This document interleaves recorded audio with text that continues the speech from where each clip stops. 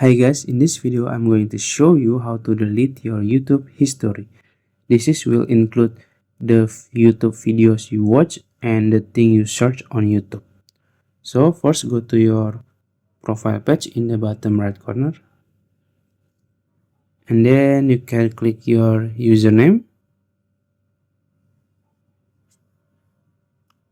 and then in the top right corner there is settings icon. You can click it,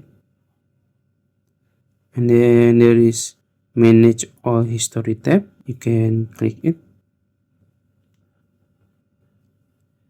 and then as you can see there is delete option in this page. You can click, and then you can delete all time, or you want to delete on only today. You can choose whatever you want.